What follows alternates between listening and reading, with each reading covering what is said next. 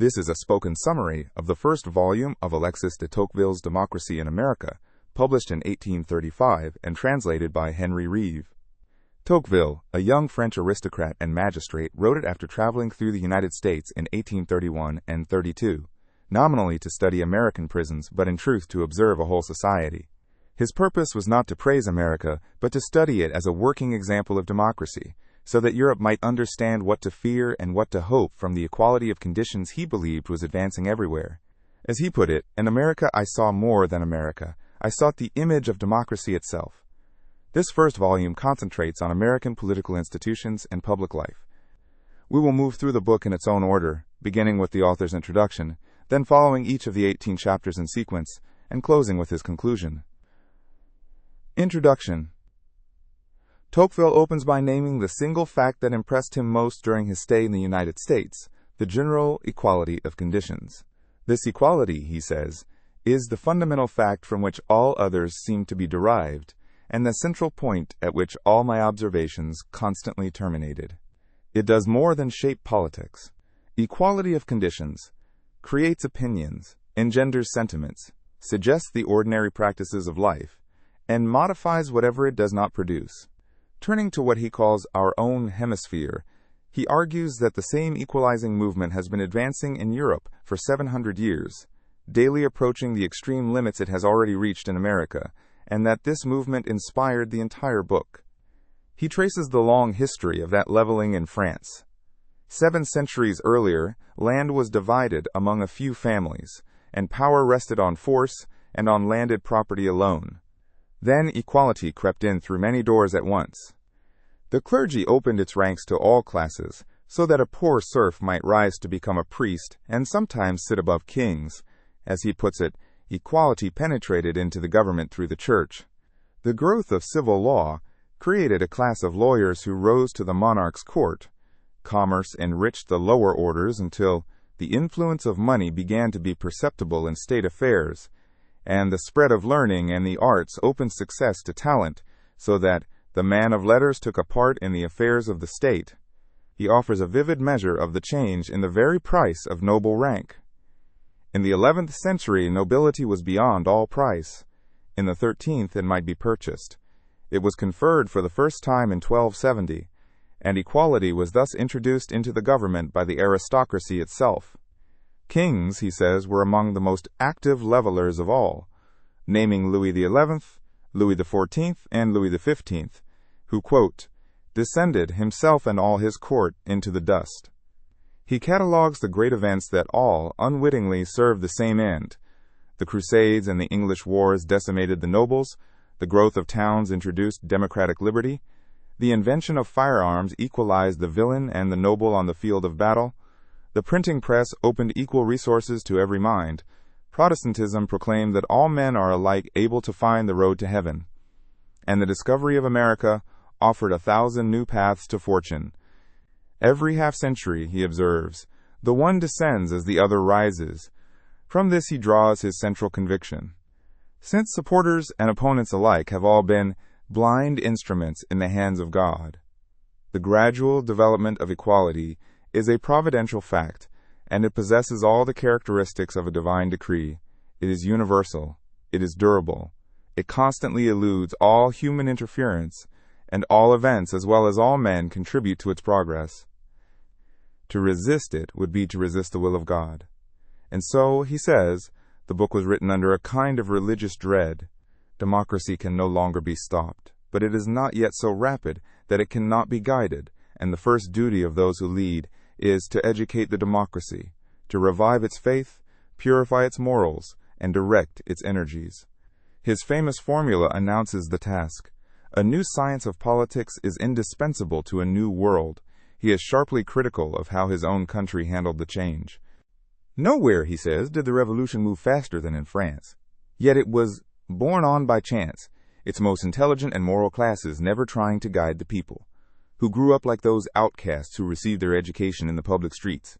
Legislators tried to annihilate democracy instead of instructing it, and so France obtained, quote, a democracy, but without the conditions which lessen its vices and render its natural advantages more prominent. He observes that men are corrupted less by power itself than by the exercise of a power which they believe to be illegal, and by obedience to a rule which they consider to be usurped and oppressive. He describes a strange moral confusion in his homeland, in which the religionists are the enemies of liberty, and the friends of liberty attack religion, even though liberty cannot be established without morality, nor morality without faith. The old order was destroyed, he laments, without anything to replace it. The spell of royalty is broken, but it has not been succeeded by the majesty of the laws. America is worth studying, he concludes, precisely because there, the great revolution seems nearly to have reached its natural limits, achieved with ease and simplicity. The 17th century settlers having carried the democratic principle to the New World, unalloyed. Europe, he predicts, will, sooner or later, arrive, like the Americans, at an almost complete equality of conditions. He insists he has written to favor no party and has never molded facts to ideas, instead of ideas to facts. He has undertaken, he says, not to see differently, but to look further than parties. Chapter 1. Exterior Form of North America. Before examining American society, Tocqueville describes the physical continent on which it grew. North America, he says, shows a sort of methodical order, divided almost equally into two vast regions, one sloping gently toward the Arctic Pole, the other toward the equator. The northern region is a level plain of marshes and lakes. The southern is more varied and better fitted for human life, running between two great mountain chains, the Alleghenies near the Atlantic and the Rocky Mountains near the Pacific. Between them lies a single immense valley, some 6 times the size of France, drained by a river the French called the St. Louis and the Indians, the Father of Waters, or the Mississippi. He fills the description with concrete figures drawn from the geographers of his day. The Mississippi waters 2,500 miles in its course, is navigable by vessels of 300 tons for nearly 500 miles, and is fed by 57 navigable rivers, among them the Missouri at 2,500 miles, the Arkansas at 1,300, and the Red River at 1,000. The river, he writes, like a god of antiquity, dispenses both good and evil, and nowhere have the great convulsions of the globe left more evident traces. Yet for all its fertility the valley is but a mighty desert. East of the mountains lies a narrow ridge of rock and sand, hostile to farming and only about 100 miles wide, and yet, he notes, this tongue of arid land was the cradle of those English colonies which were destined one day to become the United States of America. He then contrasts the two Americas as they appeared to their European discoverers. In the West Indies and South America, the newcomers felt transported into those fabulous regions of which poets had sung, with transparent seas, fragrant groves, and birds of purple and azure. But underneath this brilliant exterior death was concealed, in an enervating climate that made man, regardless of the future. North America was by contrast grave, serious, and solemn, a land created to be the domain of intelligence as the South was that of sensual delight, with its granite rocks, gloomy forests, and vast prairies. He turns to the native peoples who wandered from the St. Lawrence to the Mississippi, describing their reddish-brown skin, their varied languages built on common grammatical rules, and above all, their fierce independence. The Indian, he writes, was indebted to no one but himself, and though ignorant and poor, the tribes were equal and free, mild and hospitable in peace, yet merciless in war. He compares their love of independence to the famous republics of antiquity. He notes traces of a more civilized people who had vanished before them, leaving only burial mounds full of bones, and reflects that the most durable monument of human labor is that which recalls the wretchedness and nothingness of man. His conclusion frames the whole book. At its discovery, the continent may justly be said to have formed one great desert where the Indians occupied without possessing it, since they lived by the chase rather than by tilling the soil. Their ruin, he writes, began from the day when Europeans landed on their shores, and the land seemed prepared to be the abode of a great nation yet unborn. Chapter 2. Origin of the Anglo-Americans.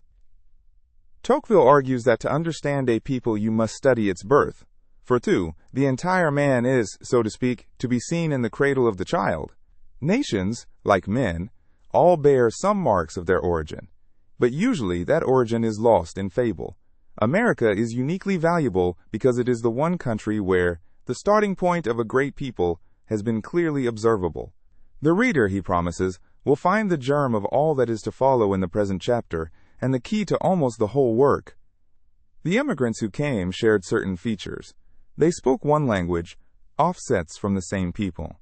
Their political education had been formed in the factional struggles of England, and they brought the parish system, that fruitful germ of free institutions, along with the doctrine of the sovereignty of the people.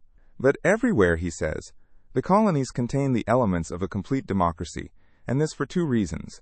First, the happy and the powerful do not go into exile, so the settlers arrived roughly equal in poverty and misfortune, and there are no surer guarantees of equality among men than poverty and misfortune.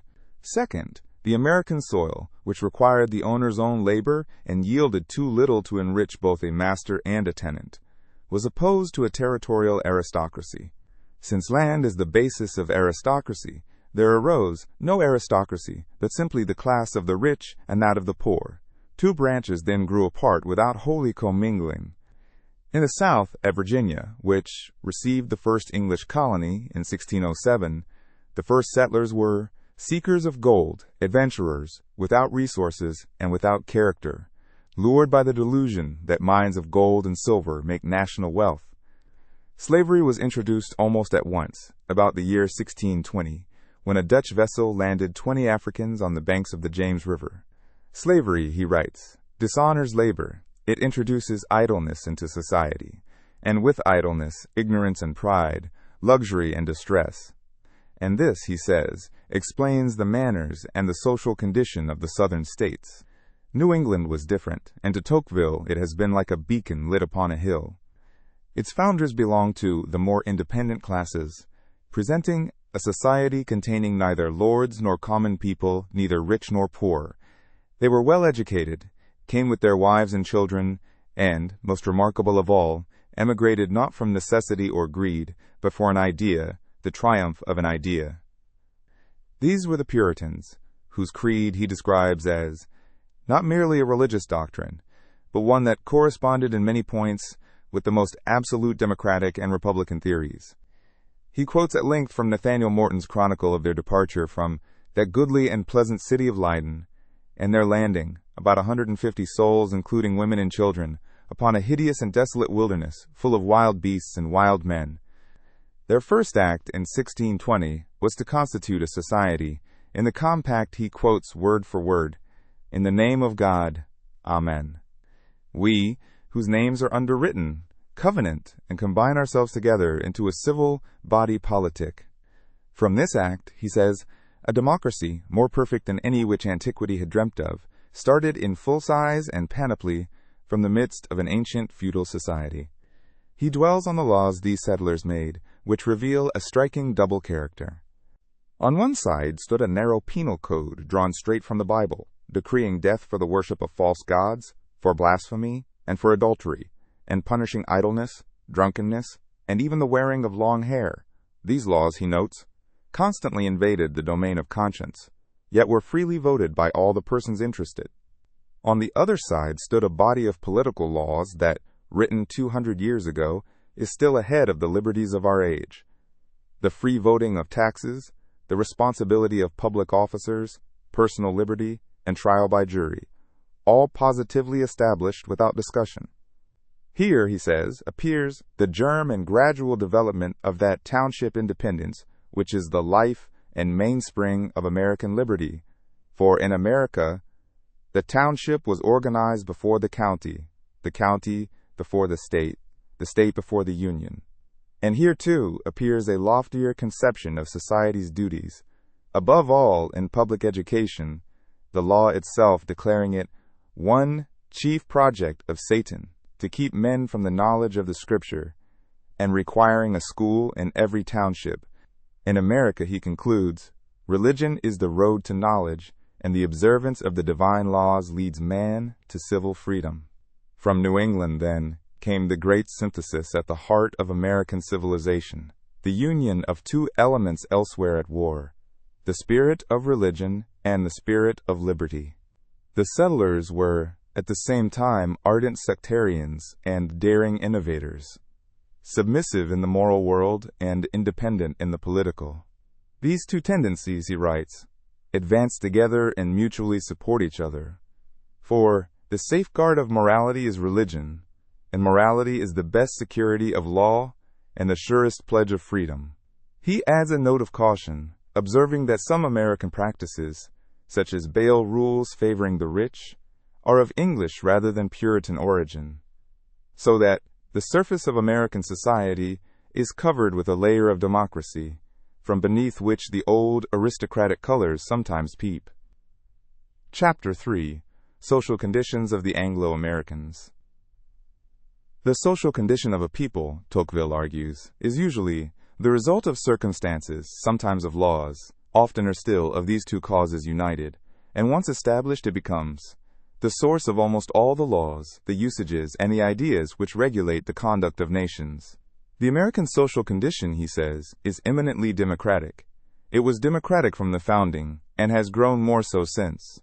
In New England, the only authority was that of intellect, the reverence paid to knowledge and virtue. The germ of aristocracy was never planted in that part of the Union.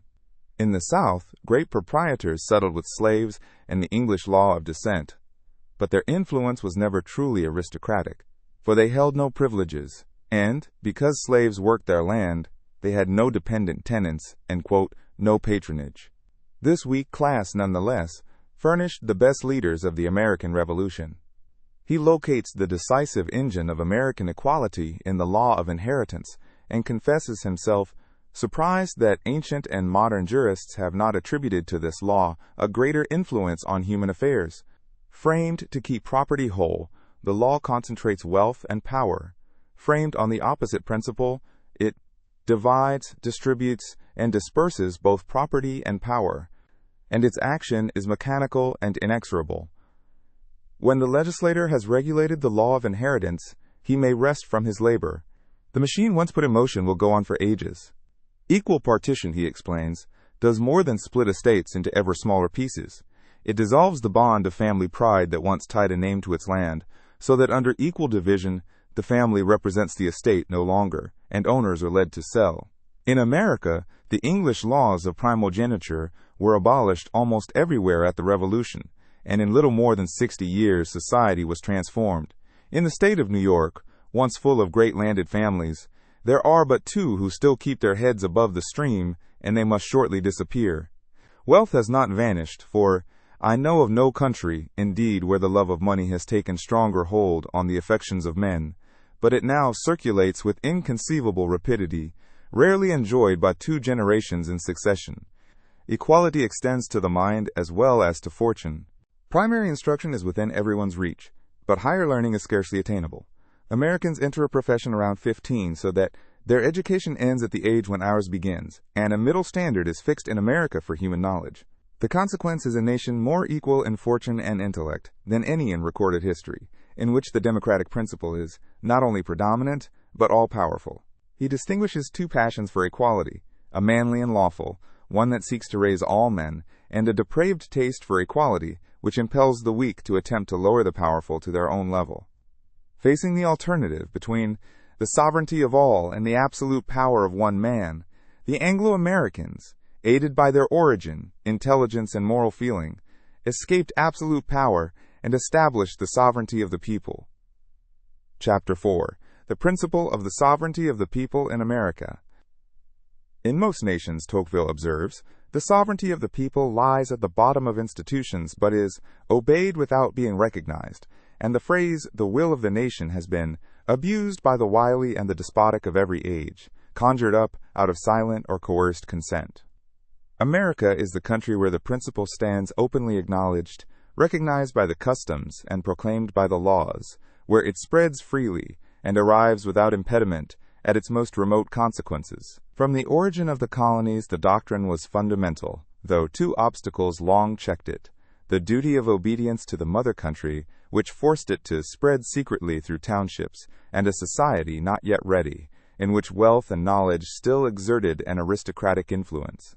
The Revolution consummated the principle. Nurtured in the townships, it took possession of the state, until it became the law of laws, and the law of dissent then swept away the last local influences. Once the democratic cause had triumphed, resistance ceased, and strikingly, The most democratic laws were consequently voted by the very men whose interests they impaired. So that Maryland, founded by men of rank, was the first to proclaim universal suffrage. He notes a rule he regards as almost invariable.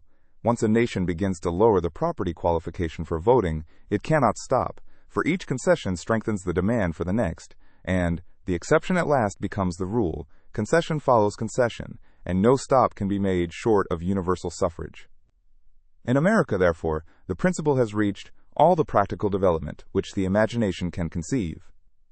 Unlike countries where a directing power stands partly or wholly outside society, in the United States, society governs itself for itself. All power centers in its bosom, the people making the laws through representatives it controls and executing them through agents it chooses. Chapter 5. Necessity of examining the condition of the states before that of the Union at large. Tocqueville insists that to understand America one must begin not with the federal government but with the states, and within the states with the smallest unit, the township. The American Constitution, he says, consists of two distinct social structures, encased one within the other, and there are in effect 24 small sovereign nations whose agglomeration forms the body of the Union. The federal government, adopted last and merely summarizing pre-existing republican principles, is the exception. The government of the states is the rule. Each state, he adds, has 3 focuses of action, like nervous centers: the township, the county, and the state. He turns first to the New England township, which he treats as the natural and original school of freedom. The township, he says, is the only association which is so perfectly natural that wherever a number of men are collected, it seems to constitute itself. Indeed, if man makes monarchies and establishes republics, the first association of mankind seems constituted by the hand of God. In one of the book's most quoted lines, he writes, "Town meetings are to liberty what primary schools are to science. They bring it within the people's reach. They teach men how to use and how to enjoy it. Without municipal institutions," he adds, "a nation may establish a free government, but it cannot have the spirit of liberty." He chooses New England because there the institutions, quote, "form a complete and regular whole," noting that in 1830, Massachusetts held 305 townships and about 610,000 inhabitants, averaging some 2,000 each. He describes township administration in careful detail. There is no representation within the township. The people governs itself directly, and most power rests with the selectmen, 3 in small towns and 9 in large, who execute the decisions of the town meeting, much as a French mayor executes the decisions of his council. To undertake anything new, they must convoke the electors, and 10 citizens can demand a general convocation. He counts 19 principal officers, from assessors and collectors to the town clerk, the treasurer, the overseer of the poor, and such minor posts as fence viewers, tithing men, and sealers of weights and measures. Service is compulsory, on pain of fine, but almost always paid, and paid in proportion to work done rather than by fixed salary, so that poorer citizens can afford to serve. The township is treated almost as a sovereign individual, sovereign in all that concerns itself, alone and subordinate to the state only in matters of common interest. The New England townships were not granted their liberties, but rather forfeited a portion of their independence to the state. The contrast with France he draws exactly. In France, the state collector receives the local imposts. In America, the town collector receives the taxes of the state. Thus, the French government lends its agents to the commune. In America, the township is the agent of the government. Because the township enjoys both independence and authority, local public spirit thrives. It excites the warmest affections without arousing the ambitious passions, and since the higher federal offices can never be the aim of most men, the township gives an outlet for the desire of esteem near the domestic hearth and the family circle, so that the American attaches himself to his home as the mountaineer clings to his hills. Moving outward, he describes the county as a mere convenience for the administration of justice, with a court, a sheriff, and a prison, but no political existence of its own, its officers appointed, and its budget voted by the legislature. Through all the American constitutions, he identifies a general pattern, a twofold tendency, to centralize the legislative and to disperse the executive power. Nothing strikes a European traveler more, he says, than the absence of what we term the government or the administration, for everything is in motion, yet The hand which gives the impulse can nowhere be discovered. There are two ways to diminish authority, he explains: to weaken the supreme power itself, which is what Europe calls founding freedom, or to distribute its exercise among many hands, which is the American way, to the end that the office might be powerful and the officer insignificant. And so in no country in the world does the law hold so absolute a language as in America, and in no country is the right of applying it vested in so many hands. Because officials are elected and cannot be cashiered or promoted by superiors, there can be no dependent chain of authorities, and the law must be enforced through the courts. From this he draws a principle: the extension of judicial power in the political world ought, therefore, to be in the exact ratio of the extension of elective offices. The Americans, he notes, borrowed the justice of the peace from England but stripped him of his aristocratic character, and they rely on dispersed prosecution, even offering informers a share of the fine, being more apt to give men credit for intelligence than for honesty. A crime goes to the ordinary courts, an official's fault to an administrative tribunal, and his intangible offenses to the annual verdict of the electors. He describes the state government briefly: a legislature of 2 houses, a small senate that sometimes exercises executive and judicial functions, and a House of Representatives, with short terms renewed in part so as to keep a nucleus of men already accustomed to public business. Pennsylvania alone first tried a single chamber, with Franklin himself concurring, but was soon obliged to create a second, so that bicameralism is at length become an axiom. The executive is a governor, official moderator and counselor of the legislature, armed with a suspensive veto but strictly dependent upon the majority who returned him. He notes that township activity is strongest in New England and diminishes as one moves south and west, magistrates gaining power and electors losing it, and that states like New York and Ohio, unlike Massachusetts, have counties with elected assemblies. New York even shows early traces of a centralized administration, though these attempts remain weak and unproductive, since the same officer can command but not punish. The heart of the chapter is his distinction between 2 kinds of centralization: centralization of government, which concerns the great interests common to all, such as laws and foreign relations, and centralization of administration, which concerns local, partial interests. The first he holds to be indispensable, declaring that he, quote, cannot conceive that a nation can enjoy a secure or prosperous existence without a powerful centralization of government. The second he believes, quote, enervates the nations in which it exists by incessantly diminishing their public spirit. America has complete centralization of government, but almost no central administration, and this, he argues, is the secret of its liberty. Administrative centralization, he says, excels more in prevention than in action, producing peace without happiness, and he points to China as the most perfect model of a central administration, a people tranquil, orderly, and stationary. America, by contrast, lacks uniformity and polish, its disorder visible on the surface, so that a European may mistake it for anarchy. Yet its schools are as numerous, its worship as free, and its roads better kept than in Europe. And its governing power, though far less regular, less enlightened, and less learned, is an hundredfold more authoritative. What he admires in America is not the administrative, but the political effects. Each citizen is attached to his country as to his own property, and, in a sentence that captures the difference between the continents, the European generally submits to a public officer because he represents a superior force, but to an American he represents a right.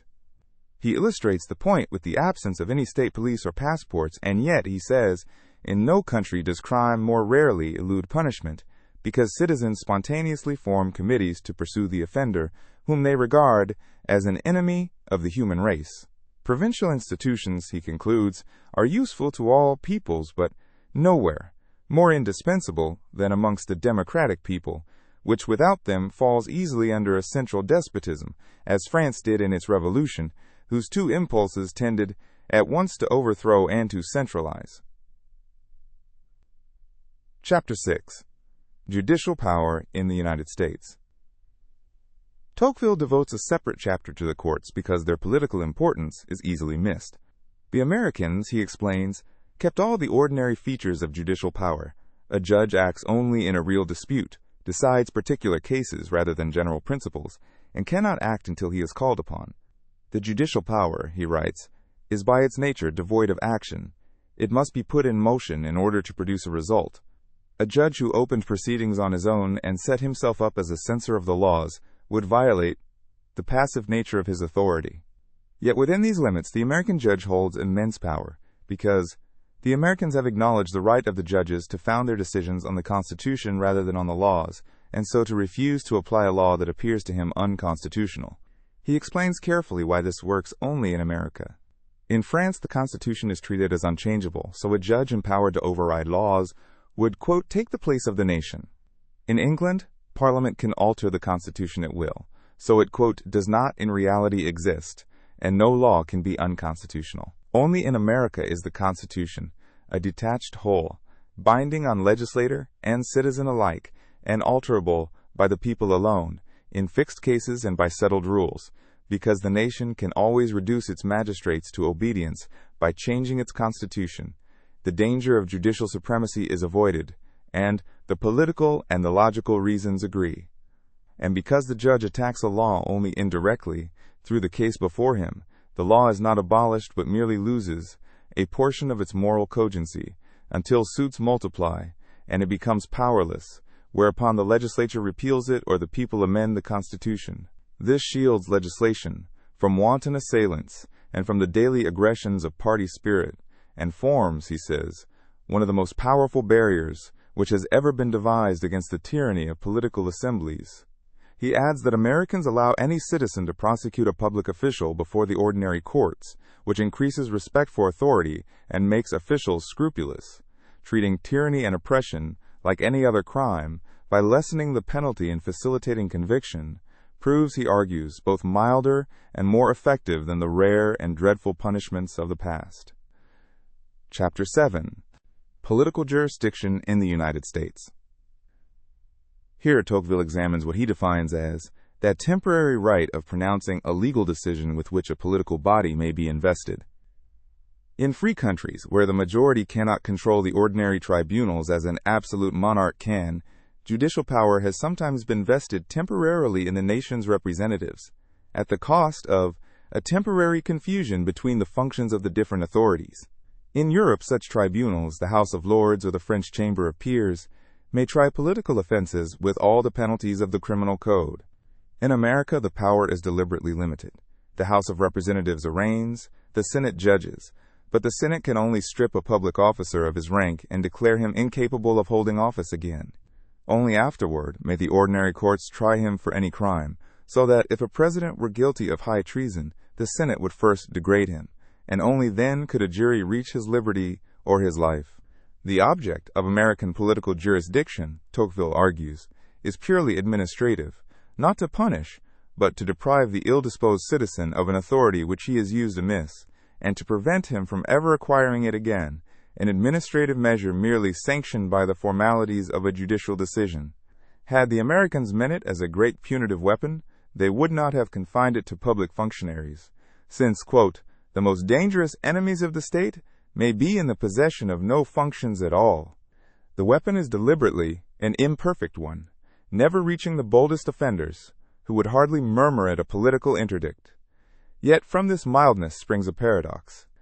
Because the penalty is light, judges do not hesitate to impose it, and because the same passions animate the body that impeaches and the body that judges, acquittal is unlikely, so that the conviction, if it is less formidable, is more certain. To condemn an opponent to death would be execrated as assassination, but merely to declare him unworthy and remove him may be judged to be the fair issue of the struggle. And yet this easy sentence is not the less fatally severe, blighting his honor and condemning him to a shameful inactivity worse than death.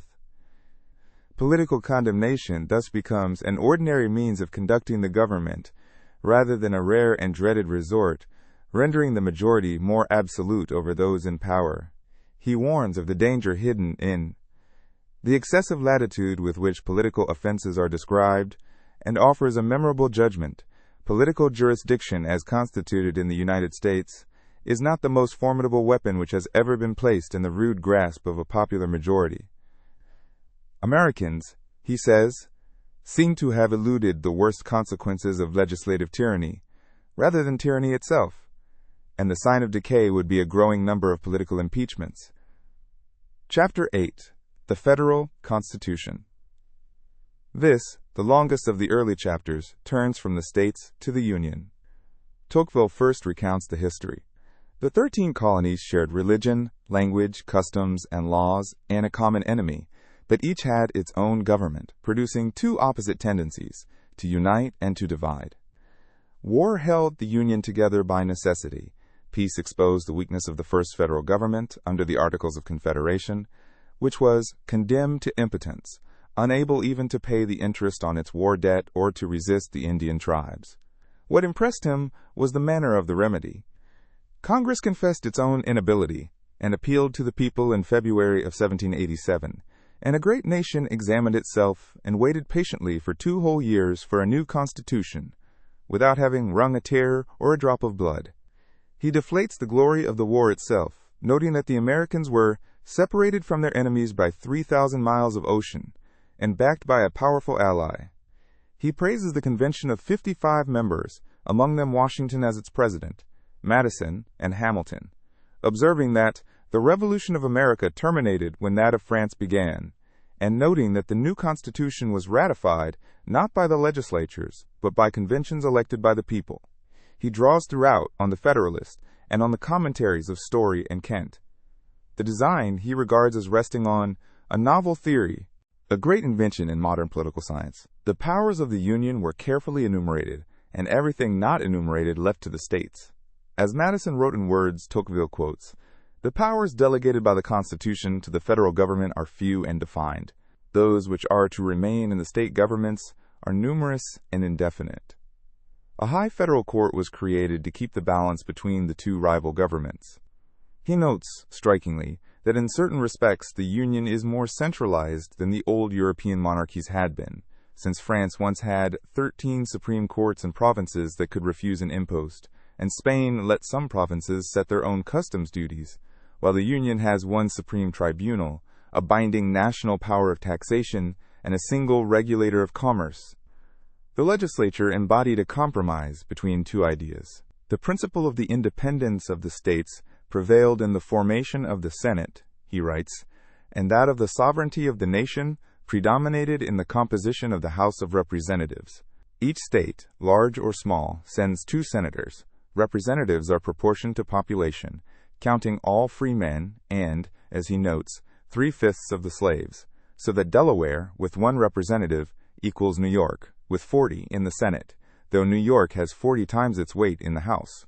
He observes the risk that a minority of the population, through the equal Senate, might paralyze the majority, but judges that the danger has not yet appeared because the states are young, contiguous, and alike. A constitution, he remarks, can be perfectly logical only in a nation's infancy, so that, before we hasten to conclude that it is wise, we should do well to remember that it is young. He then distinguishes the 2 houses further. The House is chosen directly by the people for 2 years, the Senate by the state legislatures for 6, so that the Senate is elected by an elected body, and it serves not only to legislate, but to try impeachments and to act as the great executive council of the nation, ratifying treaties and confirming appointments. He examines the presidency at length. The framers had to make the executive dependent on the majority, yet strong enough to act within its own sphere. The president is elective and responsible, his honor, property, liberty, and life, the securities for his conduct, chosen for 4 years and re-eligible, the sole holder of executive power, his salary fixed on entering office so that a hostile legislature cannot starve him, and armed with a suspensive veto that Tocqueville calls a sort of appeal to the people. Comparing the office to a constitutional king of France, he concludes that the president is far weaker. American sovereignty is divided between Union and states, while French sovereignty is undivided and compact, so that the Americans have a federal and the French a national government. The king shares in making laws and helps form the legislature, appointing one chamber and dissolving the other, while the president has no share in lawmaking, cannot dissolve the legislature, and cannot even initiate measures. He and his ministers one of the chief elements of strength. From this he draws a memorable inversion. France with its king is nearer akin to a republic than the Union with its president is to a monarchy. He measures the difference even in patronage, the French crown making some 138,000 nominations against the president's scarcely 12,000. Much of the president's calm, he adds, comes not from law but from circumstance. For the United States are a nation without neighbors, commanding an army of only 6,000 men and a small fleet, so that he holds almost royal prerogatives which he has no opportunity of exercising. It is, he says, his weakness and not his power which enables him to remain in opposition to Congress without stopping the machine of government. On the mode of election, he describes the special electoral body designed to make a majority likely and the choice judicious, the electors chosen for that sole purpose, and, like a jury, remaining, quote, mixed up with the crowd till the day of action, voting all on the same day without assembling in one place. He recalls the dangers of elective monarchy in Poland, whose fatal veto suggested the murder of that individual, and quotes Jefferson, 6 weeks before an election, professing that he felt no passion and took no part to show how the wheels of government slow at the approach of an election. He notes that in the 44 years since the Constitution, only twice had the House been forced to decide the election, choosing Jefferson in 1801 after 36 ballotings and Quincy Adams in 1825. The season of a presidential election he calls a genuine crisis. When parties rally round an individual, the candidate becomes the symbol and personification of their theories. The nation glows with feverish excitement, and the president himself no longer governs for the interest of the state, but for that of his re-election. Once the vote is decided, this ardor is dispelled, and the state's state sinks to its usual level. Tocqueville argues firmly against allowing the president to be re-elected. Intrigue and corruption, he writes, are the natural defects of elective government, and re-eligibility raises them to their height.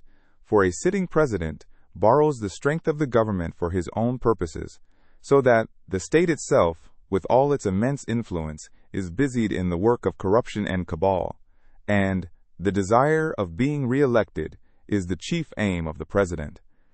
The framers, having wisely concentrated executive power in one man and armed him with a veto, partly destroyed their work by making him re-eligible, rendering him an easy tool in the hands of the majority, who, instead of guiding it, is ever ready to follow its bidding. He quotes Hamilton's warning, in The Federalist, on the duty of a firm executive to resist every sudden breeze of passion. The great difficulty of a federal government, he says, was not to devise the Constitution, but to find out a method of enforcing its laws. For the great end of justice is to substitute the notion of right for that of violence, and a federal power, being naturally weak, needs the support of the courts most of all. A federal judiciary was created, headed by the Supreme Court, with district and circuit courts below it. Its members are named by the President, with the Senate's advice, hold office for life, and cannot have their salaries reduced. The Union could not have relied on the state courts, for that would have set foreign and partial judges over the nation, and subjected its fundamental laws to 24 differing interpretations, contrary to reason and to experience. And so the Supreme Court was invested with the right of determining all questions of jurisdiction, a power Virginia contested but unsuccessfully. Federal jurisdiction turns, he explains, either on the parties, as in suits touching ambassadors, the Union, different states, or the states themselves, or on the matter, extending, quote, to all cases in law and equity arising under the laws of the United States. He singles out the clause forbidding states to impair the obligation of contracts, illustrated by the Dartmouth College case, in which a colonial charter was held to be a contract the state could not annul, as the most serious attack upon the independence of the states, because it is vague and open to expansion. By what he calls a masterstroke of policy, the federal courts act only upon parties in their individual capacity, never upon a state as such. When the Union taxes, the national government levies a tax, not upon the state of Massachusetts, but upon each inhabitant of Massachusetts, and the Supreme Court exerts its force, not upon a refractory state, but upon the private taxpayer, so that the Union chose its own antagonist, and, as that antagonist is feeble, he is naturally worsted. When a state law offends the Constitution, the court attacks it only, quote, in its consequences, not in its principle. This direct action upon individual citizens is, he argues, the true novelty the American Union possesses and earlier confederations of Switzerland, Germany, and Holland all lacked. For those earlier leagues let the member states execute the Union's laws, and their, quote, real weakness has almost always been in the exact ratio of their nominal power. This gives the Union a strength, not borrowed, but self-derived. Of the Supreme Court itself, he writes that no nation ever constituted so great a judicial power, for it summons sovereign powers to its bar.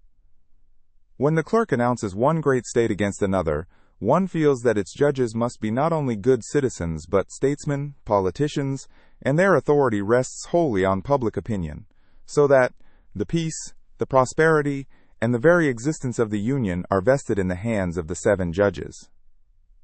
If it were ever composed of imprudent men or bad citizens, he warns, the Union may be plunged into anarchy or civil war. He explains why the federal Constitution is superior to those of the individual states, chiefly through the character of its framers, who worked in a moment of imminent danger, sought esteem rather than affection, and had the courage to say what they believed to be true, and also through longer terms of office, a Senate of mature age chosen by an elected body, an executive concentrated in a single responsible man, and a judiciary carefully insulated where the states too often make their governors the blind agent of the legislature and even confound. He praises the federal system for combining the advantages of small nations, which are the cradle of political liberty, with those of great ones, which alone possess strength and spread civilization through the rapid and energetic circulation of ideas. The Union, he writes, is as happy and as free as a small people, and as glorious and as strong as a great nation. But he warns that the system is not suited to every people. Its very complexity, 2 sovereignties that come into collision at certain points, demands the daily exercise of a considerable share of discretion, and a clear falsehood, he observes, will always win more adherents than a true principle which is obscure or involved. The whole system depends on legal fictions, for the Union is an ideal nation which only exists in the mind.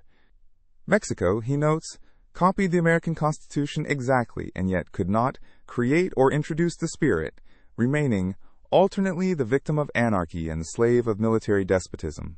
The second inherent defect is the relative weakness of the government of the Union, for divided sovereignty must always be less powerful than an entire supremacy, and the affections and the prejudices of the people are in the bosom of the states. The sovereignty of the Union is factitious, that of the states is natural. Confederations, he adds, require not only common interests, but a certain uniformity of civilization, which America possesses, since the difference between Maine and Georgia is slighter than that between neighboring provinces of France separated only by a bridge, whereas in Switzerland, the difference between Uri and Vaud is as wide as that between the 15th and the 19th centuries. War, he warns, is the main peril of confederations, since it forces them to centralize, and their inherent defect is that of being weak.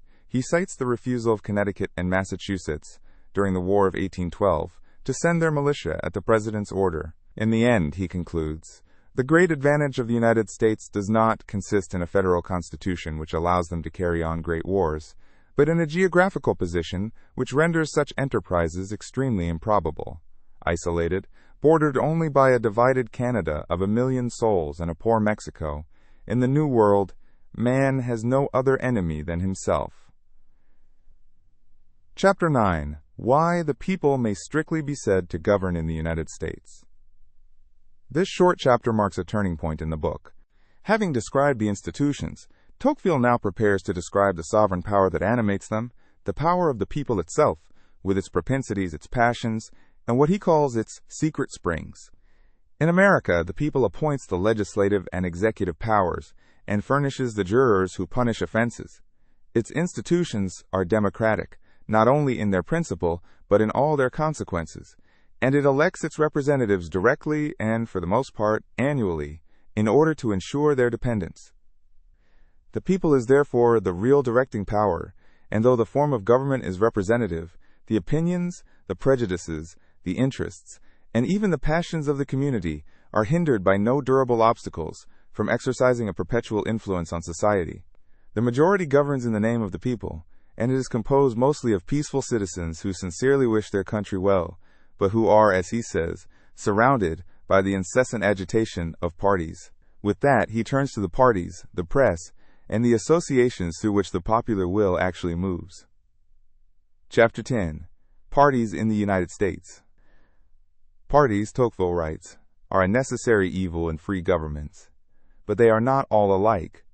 He distinguishes great parties, which are rooted in principles, from small parties, which are driven by private interest and intrigue. Great parties, he says, cling to principles more than to their consequences, to general and not to especial cases, to ideas and not to men. And they possess a nobler character. Small parties are generally deficient in political faith, vehement in language, but timid in conduct, glowing with a factitious zeal. The difference in their effects is sharp. Society is convulsed by great parties. By minor ones it is agitated. It is torn by the former. By the latter it is degraded. Times of great revolution, he adds, produce great parties, when the very existence of society is at stake. Between such epochs come pauses, times of small parties and intrigue, when men imagine their condition to be settled forever. America, he argues, once had great parties, but has since lost them, so that its happiness has increased while its morality has suffered. After the War of Independence, the nation split over two opinions which are as old as the world, one tending to limit and the other to extend indefinitely the power of the people. Those who wished to restrain it applied their doctrine to the Constitution of the Union, and so took the name Federalists. Their opponents called themselves Republicans. The Federalists counted almost all the great men who had been called forth by the War of Independence, and, exploiting the dread of anarchy left by the ruin of the Confederation, they held power for 10 or 12 years. But in a democratic country they were always doomed to be a minority, their resources temporary and their means artificial. And with Jefferson's victory in 1801, they were utterly defeated, one part of the party joining the Republicans and the other abandoning its very name. Tocqueville nonetheless judges their brief rule one of the most fortunate incidents in the Union's formation, since it gave the young republic time to acquire stability, and the federal Constitution remains a lasting monument of their patriotism and their wisdom. In his own day, he says, no great parties remained, only lesser controversies, because there was no religious animosity, since all faiths were respected and none predominant, no jealousy of rank, since the people was everything, and no widespread poverty, since the physical richness of the country opened vast fields to industry. Those factions that did menace the Union rested on temporal interests, constituting rival nations rather than parties, as with the manufacturing North, which favored a protective tariff, and the agricultural South, which favored free trade. Ambitious men, lacking real principles to divide them, must therefore manufacture parties, first calculating their own interest, then gathering allied interests, and only afterward contriving to discover some doctrine or some principle to set at the head of the new association, like a royal imprimatur attached to a book to which it does not belong. Yet beneath every faction, however trivial its pretext, one may still detect the old division, for aristocratic or democratic passions are the main point and the very soul of every faction in the United States.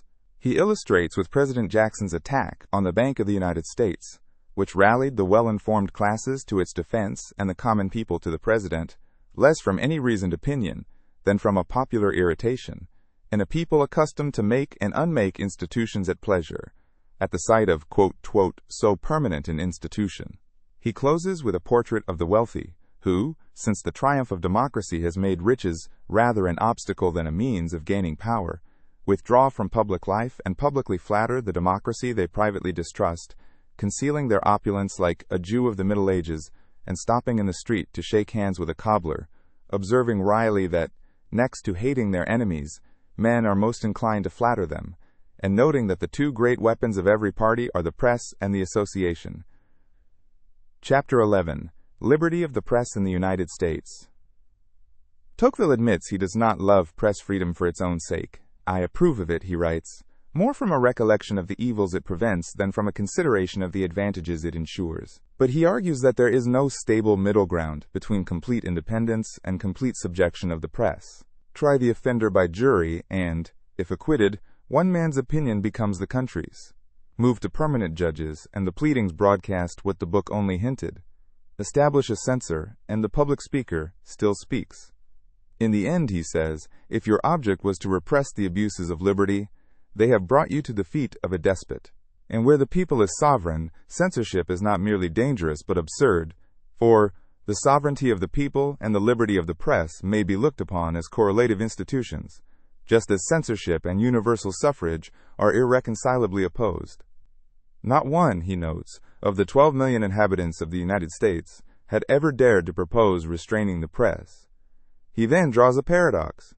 Although the American press is coarse and violent in its language, far more so than he had expected, the first paper he read on landing having savaged President Jackson as a heartless despot and a shameless and lawless gamester, it is nonetheless much less powerful than the French press. The violence, he insists, is intrinsic and not merely a symptom of political turmoil, for America contains the fewest germs of revolution, and yet its press is no less destructive. The true reason for its weakness is the absence of centralization. France has a twofold concentration of power, in one place and in few hands, while America has no metropolis, its intelligence and power dispersed and crossing in every direction. There are no printer's licenses, no securities demanded of editors, no stamp duty, so nothing is easier than to set up a newspaper, and the number of publications surpasses belief. In America there is scarcely a hamlet which has not its own newspaper, and this very abundance prevents great currents of opinion. Enlightened Americans, he reports, hold it an axiom of political science that the only way to neutralize the effect of public journals is to multiply them indefinitely. Because competition precludes profit, American journalists occupy, quote, a very humble position with a scanty education and a vulgar turn of mind, making an open and coarse appeal to the passions of the populace, where the French journalist is violent but frequently eloquent and lofty. Each paper alone counts for little, and a journalist can serve his cause chiefly by altering or distorting facts. Yet in the aggregate, the press impels the circulation of political life across the vast territory, summons party leaders to the bar of public opinion, and when many organs adopt the same line, their influence becomes irresistible, so that its power is only second to that of the people. He closes with a reflection on the tenacity of opinion. Beliefs formed under a free press, he argues, are often more firmly rooted than those formed under a censor, and he sketches 3 states of the human mind: an implicit belief held without inquiry, a period of doubt when objections assail it, and a renewed, clear-sighted conviction. In an age of skepticism, when no abstract opinion seems certain, men cling to their persuasions, from pride as from conviction, and, unable to be sure of any theory's superiority, they hold to their own because they are their own, turning increasingly toward the tangible interests that they can at least be sure of. Chapter 12. Political Associations in the United States. Nowhere, Tocqueville writes, has the principle of association been more successfully used, or more unsparingly applied to a multitude of different objects, than in America. Besides the legal associations of townships and counties, countless private ones exist for every purpose, promoting public order, commerce, industry, morality, and religion, down to the temperance societies formed to combat intemperance. The American is taught from infancy to rely on his own exertions, and to view social authority with an eye of mistrust, so that when a road is blocked or a cause must be advanced, the neighbors simply form a deliberative body and improvise an executive power. He identifies 3 ascending degrees of political association. First, public assent to a doctrine and an engagement to spread it, which gives an opinion a more exact and explicit form than the press can. Second, the power of meeting, which establishes centers of action and lends an opinion a warmth which written language cannot approach. And third, the union of partisans and electoral bodies that choose delegates for a central assembly, which he calls the application of the representative system to a party, constituting a separate nation. He recognizes the danger in such bodies, especially in nations unaccustomed to freedom, where the populace may not distinguish between proving a law bad and rightfully replacing it, and where 2 nearly equal parties may each claim to be the true majority. He illustrates with the Great Tariff Convention of 1831. A private citizen of Massachusetts proposed through the public prince that all enemies of the tariff send delegates to Philadelphia. The proposal spread from Maine to New Orleans by the printing press. South Carolina alone sent 63 delegates, and on the 1st of October more than 200 met and debated the powers of Congress and the clauses of the tariff in a manner that assumed a legislative character, at last issuing an address declaring the tariff unconstitutional and injurious. Such a convention, he says, is never looked forward to by the judicious friends of the country without alarm, and this one, whose most distinguished members had labored to moderate its language, probably prepared them for the open revolt against the commercial laws of the Union which took place in 1832. Yet in America, he argues, the unlimited right of association is far less dangerous than it would be in Europe, and has become a necessary guarantee against the tyranny of the majority.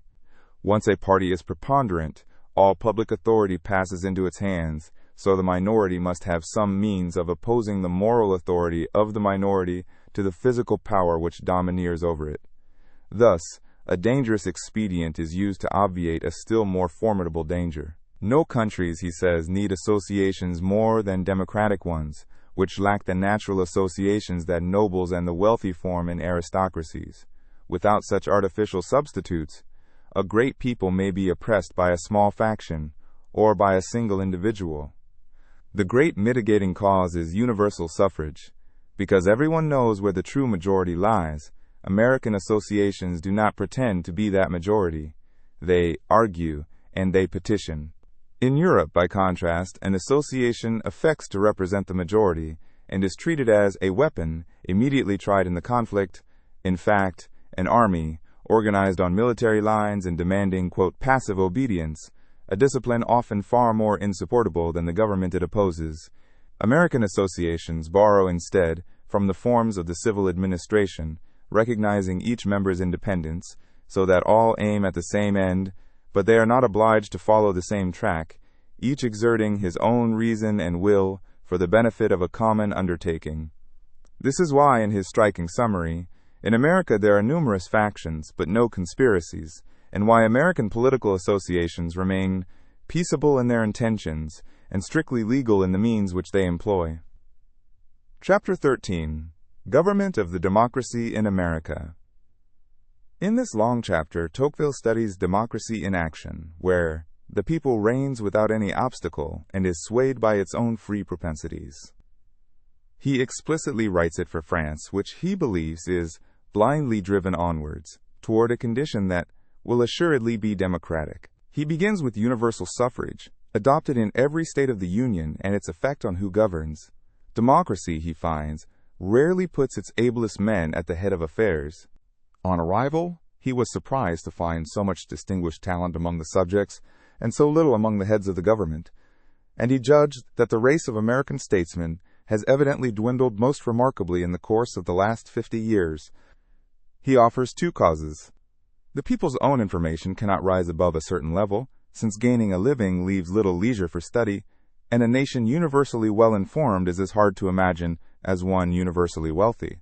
And democratic institutions foster a jealous passion for equality, awakened but never satisfied, which, as Pascal said of equality, flies with eternal flight, and which leads the people to distrust and exclude their superiors. Quoting Chancellor Kent, he notes that the men best fitted for high judicial office have too much reserve of manner and too much austerity of principle to be chosen at an election where universal suffrage is adopted. He concludes that universal suffrage is by no means a guarantee of the wisdom of the popular choice. Yet he identifies forces that correct this tendency. In moments of great danger, the people does choose its best, as during the War of Independence, when the most distinguished men led, and great names may then be drawn from the balloting box. The more educated and religious a region, the better its choices, so that New England, founded on moral and religious principle, chooses more wisely than the raw southwestern states, an agglomeration of adventurers and speculators. And, above all, indirect election refines the popular will. He contrasts the House of Representatives, which strikes one by its vulgar demeanor, filled with obscure village lawyers, men in trade, some of whom do not always know how to write correctly, with the Senate, only a few yards away, holding a large proportion of the celebrated men of America, among them eloquent advocates, distinguished generals, wise magistrates. Both spring from universal suffrage, but the senators are chosen at one remove by the state legislatures, and this second filtering, he predicts, republics must adopt more widely or else perish amongst the shoals of democracy. He examines the frequency of elections. Rare elections risk a violent crisis, frequent ones a feverish excitement and instability, and the Americans, from a taste for variety, that is, one of the characteristic passions of democracy, chose the second.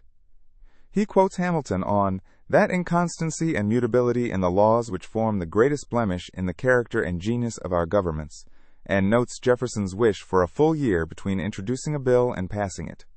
He observes that American public officers wear no distinguishing dress, keep no guards or ceremonial costume, and are commingled with the crowd of citizens, government being regarded not as a benefit but a necessary evil.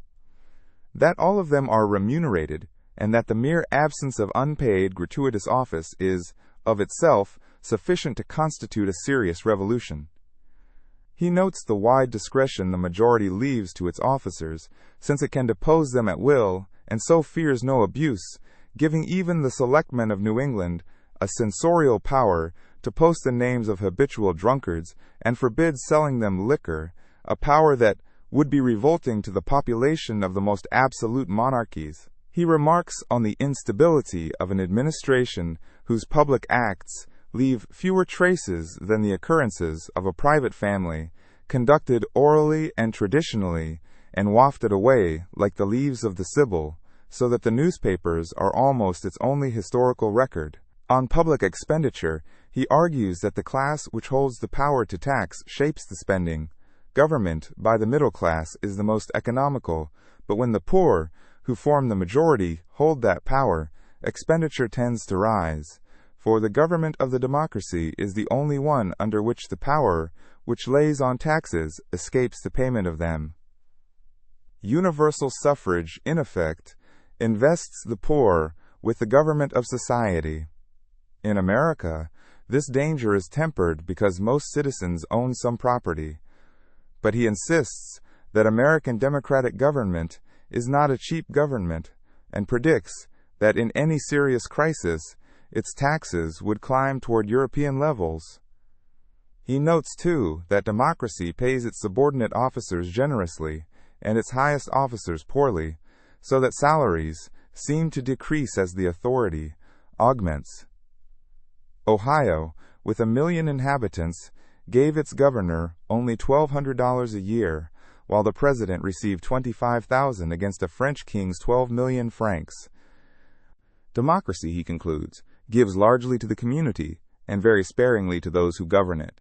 On corruption, he draws a further contrast. In aristocracies, the rulers, being rich, corrupt the people, while in democracies, the rulers, being poor, and with their fortunes to make, are themselves the corrupt. And it is far less prejudicial to witness the immorality of the great than to witness that immorality which leads to greatness. He judges democracy fit for an occasional effort of remarkable vigor, as in the War of Independence, when the Americans gave up their tea, but not for hardy and prolonged endurance. Finally, he judges democracy decidedly inferior in the conduct of foreign affairs, unable to combine its measures with secrecy, or to persevere in a design, and he cites the strong American sympathy for revolutionary France, resisted almost alone by Washington, whose farewell counsel he quotes. The great rule of conduct for us in regard to foreign nations is to have with them as little political connection as possible, for the nation which indulges towards another an habitual hatred or an habitual fondness is in some degree. Chapter 14. The advantages American society derives from democracy. Having dwelt on democracy's defects, Tocqueville now weighs its advantages, which, he warns, are revealed only by long observation, and which are not exclusive to the particular American Constitution, itself only one of the forms democracy may take. Democratic laws are often defective or incomplete, and their frequent change is itself an evil. Aristocracies, he grants, are, quote, infinitely more expert in the science of legislation, proceeding with the dexterity of art, while democratic laws are almost always ineffective or inopportune. But the democratic aim is sounder, because the laws emanate from the majority, who cannot have an interest opposed to their own advantage, and America enjoys the great advantage of being able to commit faults which they may afterward repair. Public officers, he says, may have less honesty and less capacity, but the governed are more enlightened and more attentive, and the officers hold power only briefly, so that their interest is identified and confounded with that of the majority, and their faults are isolated rather than systematic, whereas under an aristocracy, public men serve the interest of their order, a common and lasting bond. Even the English aristocracy, perhaps the most liberal which ever existed, has seen to it that the good of the poor has been sacrificed to the advantage of the rich. Democratic institutions, he argues, have a secret tendency to render the exertions of the citizens subservient to the prosperity of the community, notwithstanding their private vices. He praises the reflective patriotism that democracy fosters by making men share in government, distinguishing it from the older instinctive love of one's birthplace, a kind of religion bound up with loyalty to a prince. The only means, he says, of interesting men in the welfare of their country is to make them partakers in the government. He ties this to the idea of rights, declaring that, after the idea of virtue, I know no higher principle than that of right, and observing that rights are learned only by exercising them, as a child learns to respect the property of others once he owns some of his own. Because in America there are no paupers, all citizens have property and rights to defend, and even the humblest hold a very high notion of political rights, because they exercise those rights.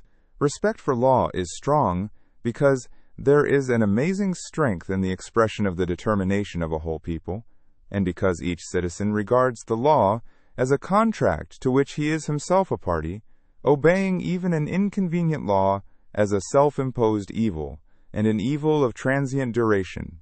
But the advantage he prizes most, and finds hardest of all to convey, is the restless activity that fills a free society.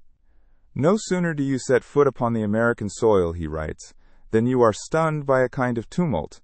Everywhere men meet to build churches, elect representatives, plan roads and schools, and join temperance societies, numbering, in one instance, over 270,000 members, and cutting the consumption of spirits in Pennsylvania alone by 500,000 gallons a year.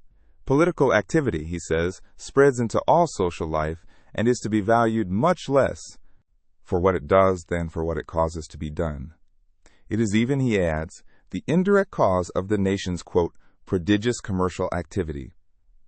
Democracy does not confer the most skillful kind of government, but it produces an all-pervading and restless activity, a superabundant force, and an energy which is never seen elsewhere. He ends with a stark choice, and with a caution that there is nothing more arduous than the apprenticeship of liberty. Those who seek elevation of mind, glory, poetry, and power should avoid democracy. But those who seek the greatest degree of enjoyment and the least degree of misery to each individual should equalize the conditions of men and establish democratic institutions. Chapter 15. The Unlimited Power of the Majority and Its Consequences. This is the chapter for which the first volume is most remembered, for here Tocqueville develops his argument about the tyranny of the majority. The essence of democratic government, he writes, consists in the absolute sovereignty of the majority, and the American constitutions have magnified this natural strength by artificial means, electing their legislatures directly and for brief terms, subjecting members even to the daily passion of their constituents, while weakening the executive and setting the judges' salaries year by year. Custom goes even further than law, for electors give their delegates pledged instructions, as though the majority of the populace held its deliberations in the marketplace. Behind the law stands a moral power, the belief that a great number possesses more wisdom than a few, the theory of equality, applied to the intellect of man. Just as the old French monarchy held that the king could do no wrong, Americans hold the same of the majority, and because they were, quote, colonized by men holding equal rank, all parties acknowledge its right, because they all hope to turn those rights to their own advantage. Against this, he raises a principle higher than any people or assembly. I hold it to be an impious and an execrable maxim, he writes, that, politically speaking, a people has a right to do whatsoever it pleases. There is a law above the majority, which he calls justice, sanctioned by a majority of mankind, and in refusing to obey an unjust law, he says he does not deny the majority's right to command, but simply appeals from the sovereignty of the people to the sovereignty of mankind. A majority, after all, is only a being whose opinions are opposed to those of a minority, and men are not apt to change their characters by agglomeration. Mixed government he calls a mere chimera, since some one power must always in fact predominate. Unlimited power in whatever hands he distrusts absolutely. Unlimited power is in itself a bad and dangerous thing. Human beings are not competent to exercise it with discretion, and God alone can be omnipotent. Wherever he finds absolute authority granted, upon a people or upon a king, upon an aristocracy or a democracy, he writes, "I recognize the germ of tyranny, and I journey onward to a land of more hopeful institutions. The danger in America," he argues, "is that the wrong citizen has nowhere to turn, since public opinion, the legislature, the executive, the police, the juries, and in some states even the judges, are all instruments of the same majority." He gives the example of the Baltimore riot during the War of 1812, when a mob destroyed the presses of an anti-war newspaper and killed a man, and the jury acquitted the guilty, and of freed black citizens in Pennsylvania who hold the legal right to vote but dare not exercise it, afraid of being maltreated, so that the majority claims the right not only of making the laws, but of breaking the laws it has made. He points above all to the power of the majority over thought. In America, when the majority has once irrevocably decided a question, all discussion ceases, and I know no country in which there is so little true independence of mind and freedom of discussion as in America. The new despotism is subtler than the old. Where old tyranny struck the body to reach the soul, democratic tyranny, quote, leaves the body free and directs its attacks at the soul. The dissenter is not burned but shunned. The majority says to him, in effect, "Go in peace. I have given you your life, but it is an existence incomparably worse than death." From this he draws a severe conclusion that there can be no literary genius without freedom of opinion, and freedom of opinion does not exist in America, recalling how La Bruyère and Molière could mock the great in the very palace of Louis XIV, whereas the ruling power in the United States is not to be made game of. He attributes the singular paucity of distinguished political characters to this same despotism, and remarks that he has heard of patriotism in the United States, among the people, but never among the leaders.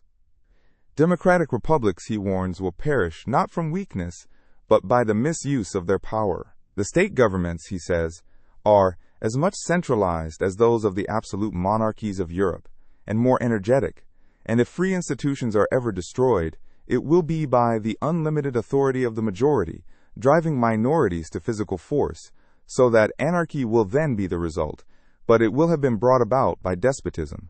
He closes with Jefferson, whom he calls the most powerful advocate democracy has ever sent forth, quoting his warning that the tyranny of the legislature is really the danger most to be feared, and will continue to be so for many years to come. Chapter 16. The causes which mitigate the tyranny of the majority in the United States. Having stated the danger, Tocqueville now describes what holds it in check, and he locates these causes in the circumstances and the manners of the country more than in its laws. The first is the absence of a centralized administration.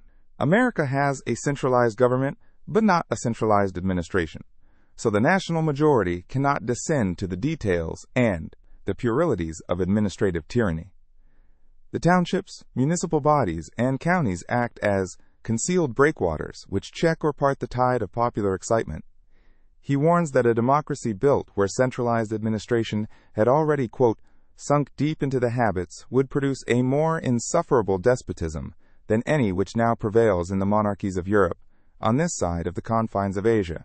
The second cause is the influence of lawyers, whom he calls the strongest counterpoise to the democratic element.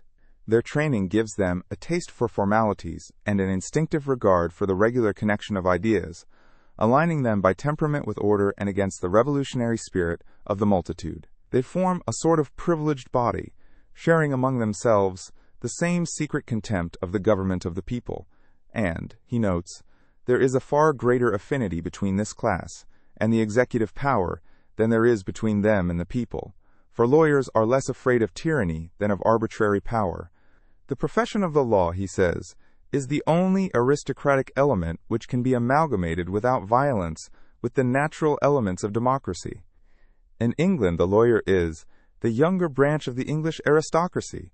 In America, lacking nobles, the lawyers form the true aristocracy, and, he writes, if I were asked where I place the American aristocracy, I should reply without hesitation that it is not composed of the rich, but that it occupies the judicial bench and the bar. When the people is intoxicated by passion, it is quietly checked by lawyers who secretly oppose their aristocratic propensities to its democratic instincts. Judges, armed with the power to declare a law unconstitutional, perpetually enter politics, and Tocqueville warns that to make judges elective or removable would be an attack upon the judicial power, with fatal consequences. The legal spirit, he adds, spreads far beyond the courts, so that scarcely any question arises in the United States which does not become, sooner or later, a subject of judicial debate, and the language of the law becomes almost a vulgar tongue. The third cause is trial by jury, which he considers less as a judicial than as a political institution. Its judicial usefulness he thinks debatable, but as a political institution, it places the real direction of society in the hands of the governed, for he who punishes infractions of the law is the real master of society. A jury may be aristocratic or democratic according to who composes it. In America, applied to the whole people, it is as direct and as extreme a consequence of the sovereignty of the people as universal suffrage. The enemies of self-government, he notes, have always attacked it. The Tudors imprisoning jurors who would not convict, and Napoleon having them returned by his agents. He judges the civil jury the most important, for it penetrates into all the usages of life, and communicates the spirit of the judges to the minds of all the citizens. Its greatest value is educational. It teaches men equity, invests each citizen with a kind of magistracy, and rubs off that individual egotism which is the rust of society. It is, he writes, a gratuitous public school ever open, and he attributes the practical intelligence and political good sense of the Americans mainly to the long use of the jury in civil causes. In a closing paradox, he observes that because jurors in civil cases defer to the judge, whose influence over their verdict is almost unlimited, the jury both consolidates the authority of the magistrate and teaches the people to rule. It is the most energetic means of making the people rule, and at once the most efficacious means of teaching it to rule well. Chapter 17. The principal causes which tend to maintain the democratic republic in the United States. Tocqueville calls this a retrospective chapter, gathering the reasons which best explain the present before he turns to the future, and he says the principal object of the whole book has been to account for the fact that a democratic republic subsists in the United States. He reduces the causes to three heads in ascending order of importance. First, the peculiar and accidental situation in which Providence has placed the Americans.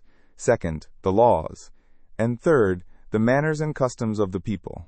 By manners or mores, he means something broad, the whole moral and intellectual condition of a people, including the various notions and opinions current among men. Among the accidental circumstances, the first is that the Americans have no neighbors, and therefore no great wars, no financial crises, no conquest to dread, and no need of heavy taxes, large armies, or great generals. Above all, they are spared, quote, a scourge which is more formidable to republics than all these evils combined, namely, military glory. As an illustration, he points to General Jackson, a man of a violent temper and mediocre talents, raised to the presidency, quote, solely by the recollection of a victory which he gained 20 years ago under the walls of New Orleans, a modest achievement remembered only, in a country where battles are rare. The Americans, he says, are the most unmilitary and the most prosaic of all the peoples of the earth. A second circumstance is the absence of a great capital city, whose restless populace, he thought, might one day endanger the republic unless an armed force were kept independent of it. But the chief physical cause is the empty continent itself. Their ancestors, he writes, gave them the love of equality and of freedom, but God himself gave them the means of remaining equal and free by placing them upon a boundless continent, which is open to their exertions. Boundless prosperity, drawn from that land, gives American democracy a stability that the ancient republics, founded amid hostile nations, and the Spanish colonies of the South, forced to subdue a numerous population, never enjoyed. North America was an empty continent, a desert land awaiting its inhabitants, discovered as if it had been kept in reserve by the deity. He corrects a common error, that the wilderness is peopled chiefly by European immigrants. In fact, the newcomer works for hire near the coast, and it is the native-born American who pushes west in an incessant double migration. He notes the restless acquisitiveness this breeds, so that Americans, quote, term what we should call cupidity a laudable industry, and their deepest passions are not their political, but their commercial passions. He recalls crossing the woods of New York State and finding, on an island in a lake, a cabin already crumbling back into nature, and exclaiming, "Are ruins, then, already here?" What Europe views as dangerous, he reflects, the restlessness, the love of riches and of independence, are in America the very elements which ensure a long and peaceful duration to the republics, so that the vices of its inhabitants are scarcely less favorable to society than their virtues. The laws he treats briefly, naming three that most maintain the republic: the federal form, which enables the Union to combine the power of a great empire with the security of a small state; the township institutions, which limit the despotism of the majority and teach the art of being free; and the constitution of the judicial power, whose courts repress the excesses of democracy and check and direct the impulses of the majority without stopping its activity. But the greatest weight by far he gives to manners, and above all to religion. In British America, he says, the settlers brought a democratic and republican religion, so that from the first, politics and religion contracted an alliance which has never been dissolved. He was surprised to find the Catholics, though poor and a minority, among the most republican and the most democratic of citizens, since Catholicism places all human capacities upon the same level, and, once its priesthood is entirely separated from government, disposes its faithful toward equality. He observes that religion's political power is greatest not where it speaks of politics, but where it is silent about freedom, shaping instead the morals and the family. Its influence over woman is supreme, and women are the protectors of morals, and there is certainly no country in the world where the tie of marriage is so much respected. Religion, he argues, is what allows liberty to be safe, for while the law permits the Americans to do what they please, religion prevents them from conceiving what is rash or unjust. Americans themselves, he says, hold it to be indispensable to the maintenance of republican institutions, and he states the maxim plainly: despotism may govern without faith, but liberty cannot. He then asks what makes religion so durable in America, and finds the answer in the separation of church and state. On arriving, the religious aspect of the country was the first thing that struck my attention, and in France he had seen the spirit of religion and the spirit of freedom marching in opposite directions, whereas in America they were intimately united. Questioning the clergy of every denomination, and especially the Catholic priests, he, quote, did not meet with a single individual who did not attribute the peaceful strength of religion to its separation from government. An established church, he argues, gains a little present power at the cost of its future, binding the living body of religion to the dead corpse of superannuated polity. Cut but the bonds which restrain it, and that which is alive will rise once more. This, he says, is precisely the error that has weakened faith in France, where unbelievers attack Christians as their political opponents. The two great dangers to religion are schism and indifference, and the American clergy were the first to perceive that alliance with a mutable government would expose them to both. Turning to education, he observes that America has, quote, produced very few writers of distinction, no great historians and hardly a poet, its spirit being averse to general ideas, and that it has lawyers and commentators, but no jurists. Yet judged by the near total absence of the wholly ignorant, its people will appear to be the most enlightened community in the world. In New England, every citizen receives the elementary notions of knowledge, and a wholly ignorant man is a sort of phenomenon. What matters most, however, is practical, political education, gained by taking part in public life. The American learns to know the laws by participating in the act of legislation. And in the United States, politics are the end and aim of education. The pioneer, however rude his cabin, is the result of the labor and the experience of 18 centuries, penetrating the wilds with the Bible, an axe, and a file of newspapers. And he draws a memorable image.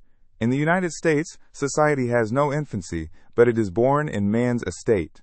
Finally, he states his ranking, arguing from comparison. All the nations of the Americas share a democratic social state, yet democracy prospers only in the United States. The Spaniards of South America, though blessed with more fertile plains, mightier rivers, are the most miserable of peoples, which proves that physical causes do not affect the destiny of nations so much as has been supposed. Mexico adopted the same laws, copying the American Constitution, and yet could not sustain democracy, which proves that laws alone are insufficient. And even within the Union, the older Eastern states show vigor and regularity, while the Western ones are ruled by the powers of chance, though their country and their laws are identical, so that only their manners, the East's longer practice, better education, and deeper religion can explain the difference. Therefore, he concludes, the physical circumstances are less efficient than the laws, and the laws very subordinate to the manners of the people. And the best laws cannot maintain a constitution in spite of the manners of a country. Had he failed to make the reader feel the importance of manners, he says, I have failed in the principal object of my work. He ends by turning to Europe, insisting that the organization and the establishment of democracy in Christendom is the great political problem of the time, and that American laws, defective in several respects, need not be copied. He warns of a new despotism worse than the old, for if absolute power returned, it would find the old restraints, nobility, corporations, provincial privileges, honor, religion, and family feeling, all swept away, leaving equal and isolated citizens with only his personal impotence to oppose to the organized force of the government. The alternative before Europe, he says, is democratic liberty or the tyranny of the Caesars.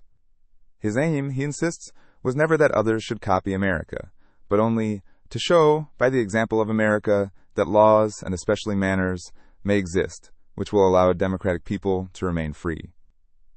Chapter 18. The present and probable future condition of the three races that inhabit the United States. In the longest chapter of the volume, Tocqueville turns to three subjects he calls American without being democratic, the condition of the Indian and Negro races, and the future and duration of the Union. Three races, he says, inhabit the territory, from the Atlantic to the Pacific, and from the tropics to the icy north: the European, the man preeminent, the Negro, and the Indian. Though mixed together, they do not amalgamate, and each pursues its destiny apart. The European dominates the other two utterly, and both, he argues, are doomed, but from opposite causes. The Negro has lost his country, his language, his religion, and his family, and slavery has so brutalized him that he admires his tyrants more than he hates them. The Indian, by contrast, sits on the uttermost verge of liberty, his own master, cherishing a barbarous independence. In a phrase that captures the whole chapter, the servility of the one dooms him to slavery, the pride of the other to death. He dramatizes the distance between the races with a scene he witnessed in the forests of Alabama, near Creek territory, where an Indian woman and a negress together tended a little white child, all three divided by the immense distance placed between them by prejudice and by law. He first considers the Indian tribes, whom he judges doomed to perish. When the Europeans reach the Pacific, that race of men will be no more. Many nations have already vanished. The Narragansetts, the Mohicans, the Pequots existing only in memory, the Lenapes who received William Penn on the Delaware 150 years earlier now gone, and he says he met with the last of the Iroquois, who were begging alms. The mechanism of destruction, he explains, is indirect, but sure. The Europeans introduce firearms, iron, and ardent spirits. The Indian acquires new wants he can satisfy only by hunting. But the game recedes before the settlements, the buffalo constantly receding hundreds of leagues beyond the frontier, and so it is famine which compels them to recede. A happy distinction, he remarks bitterly, which had escaped the casuists of former times. He describes witnessing the Choctaws crossing the frozen Mississippi near Memphis in the winter of 1831, their families dissolved, their dogs howling on the bank and plunging into the icy river after the boats, the whole crowd bearing its exile in silence. No cry, no sob was heard amongst the assembled crowd. He explains why civilization has failed to save them. Those who live by the chase resist civilization most, for they regard labor not merely as an evil, but as a disgrace. And the Indian compares the husbandman to the ox which traces the furrow.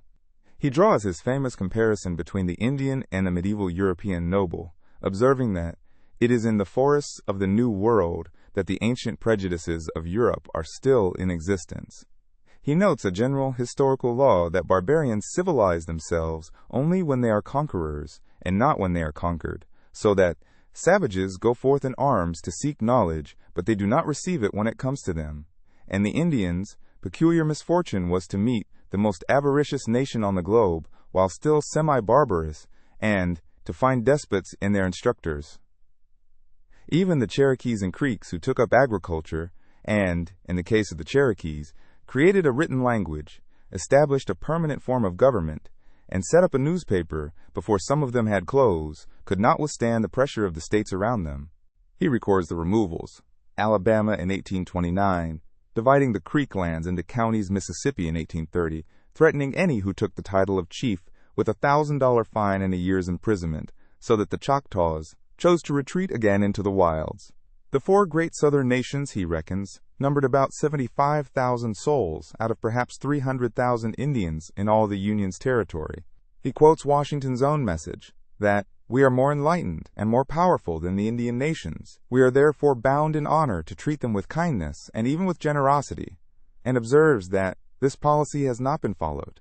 The federal government, unable to protect them, offered to resettle the tribes beyond the Mississippi on land guaranteed, in the president's words, as long as the grass grows or the water runs, it will be yours forever, a promise Tocqueville plainly expects to be broken, since earlier and equally solemn guarantees already had been. He quotes the Cherokees' petition to Congress of December 1829. The red man of America has become small, and the white man great and renowned. Shall we, who are remnants, share the same fate? His judgment on this process is among the most biting in the book. The Spaniards, he says, pursued the Indians with bloodhounds, like wild beasts, and yet, having failed to exterminate them, at last mixed with the survivors. The Americans have attained the same end, quote, tranquilly, legally, philanthropically, without shedding blood, and without violating a single great principle of morality in the eyes of the world. It is impossible, he writes, to destroy men with more respect for the laws of humanity. He then turns to slavery and the Negro population, which he calls the most formidable of all the ills which threaten the future existence of the Union. Modern slavery, he argues, is far harder to undo than the slavery of antiquity, because the ancient slave shared his master's race, was often his superior in education, and once freed became indistinguishable from him, whereas for the moderns, the abstract and transient fact of slavery is fatally united to the physical and permanent fact of color. Three prejudices, therefore, stand against the freedman: the prejudice of the master, the prejudice of the race, and the prejudice of color.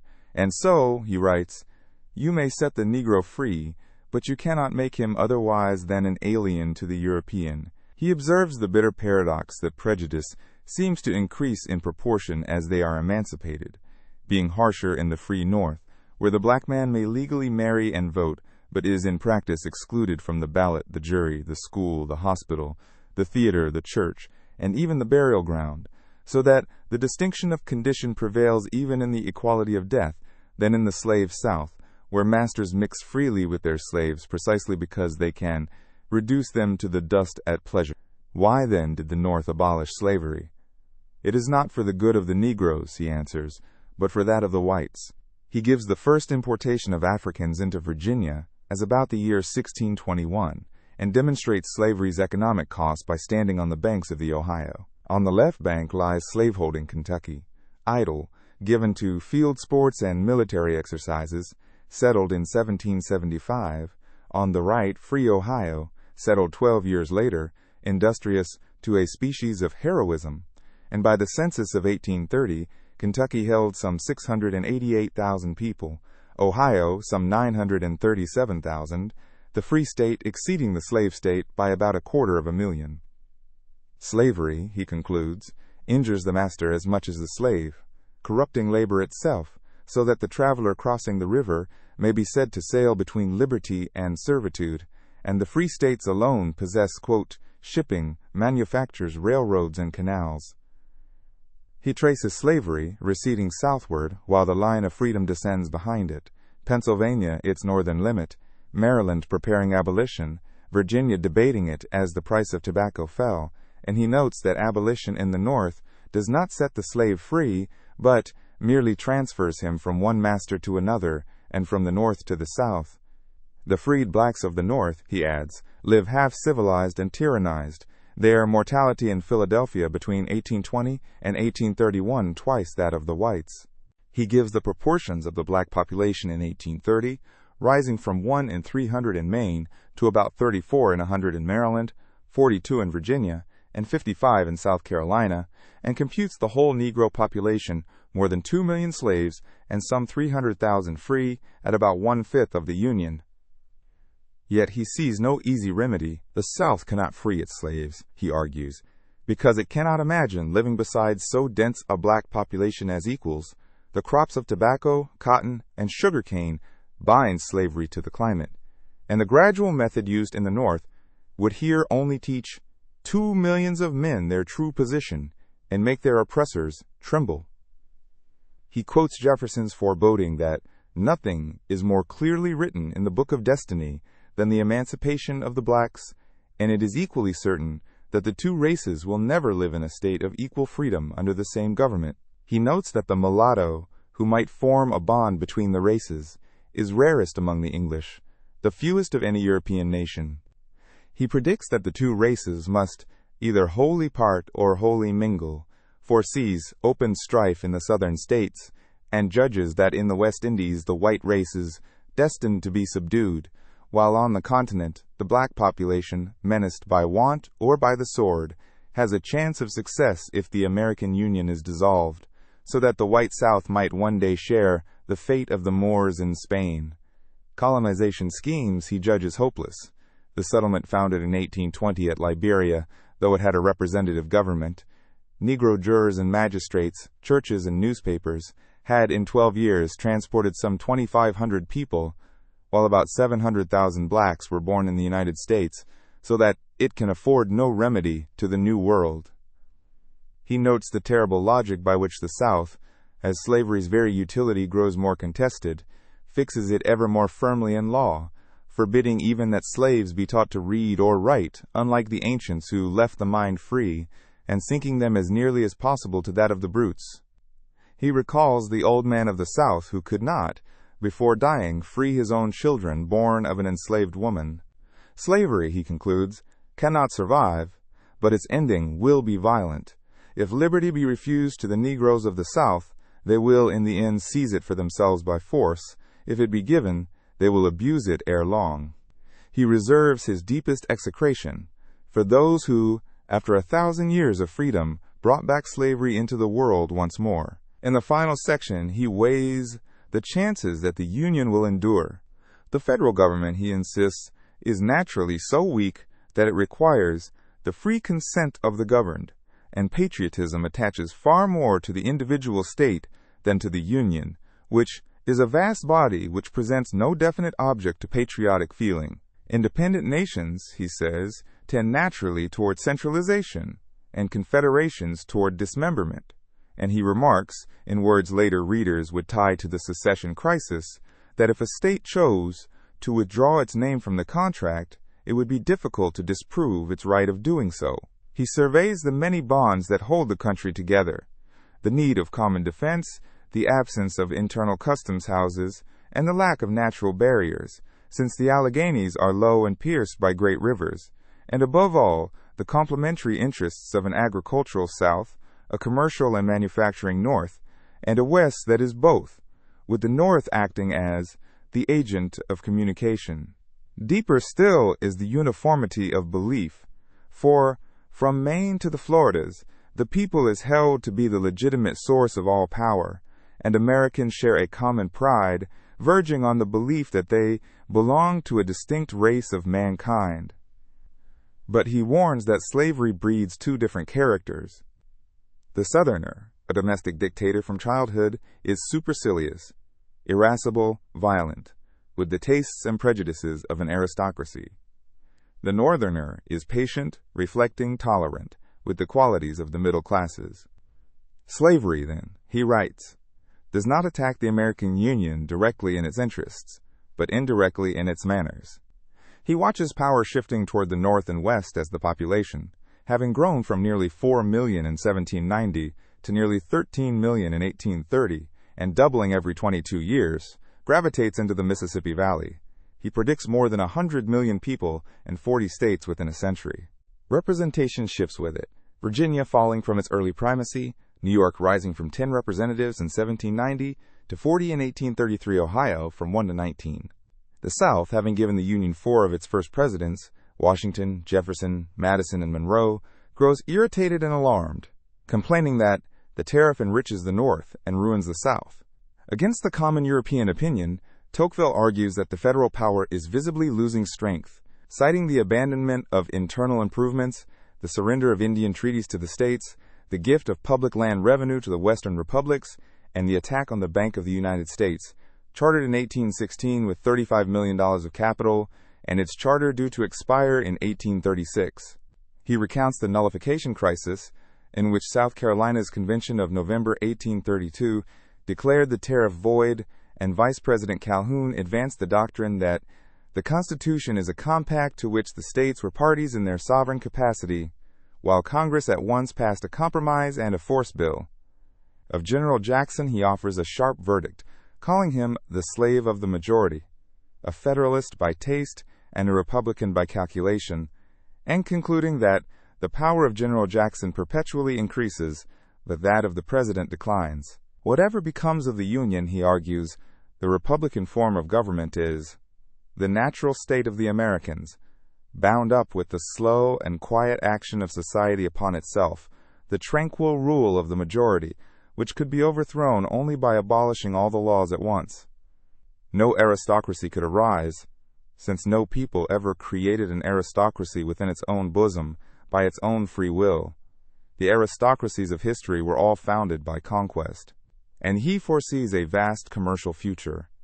With over 2,000 miles of coast and unmatched harbors, the Americans already carry 9/10 of the European goods they consume and 3/4 of the New World's exports, trading with a sort of heroism in their manner of trading, sailing from Boston to Canton on voyages of extraordinary daring. They will become, he predicts, the factors of all other peoples, and seem to him born to rule the seas, as the Romans were to conquer the world. Conclusion. Tocqueville draws back at the end, like a traveler who climbs a hill outside a great city and, losing sight of the streets and houses, grasps for the first time the shape of the whole. Amid an uncertain future, he says, one fact is certain: the Anglo-American race will spread across the entire continent, from the Atlantic to the Pacific and from the pole toward the tropics, forming a single, equal and constantly growing people, occupying already more than its allotted share of the habitable earth. He recalls with regret that France once held a North American empire, scarcely less extensive than the whole of Europe, watered by the 3 greatest rivers of the continent and dotted with names dear to his countrymen: Louisbourg, Montmorency, Duquesne, St. Louis, Vincennes, New Orleans, now reduced to some 400,000 French inhabitants of Lower Canada, the remnant of an old nation lost in the midst of a new people, slowly being absorbed by the Anglo-Americans around them. To the northwest lie only a few insignificant Russian settlements. To the southwest, a weak Mexico. The Anglo-Americans and the Spaniards, he says, are the 2 races that divide the New World between them, and he predicts the Anglo-Americans will infringe their treaty limits and take the vacant provinces toward Mexico, pointing already to Texas, where the migrating Americans are gradually founding the empire of their own language and their own manners, though the province still belongs to Mexico. The tide, he insists, cannot be arrested. Dismemberment, the abolition of republican institutions, even tyranny, may retard this impulse, but they cannot prevent it, for no power upon earth can close upon the emigrants that fertile wilderness.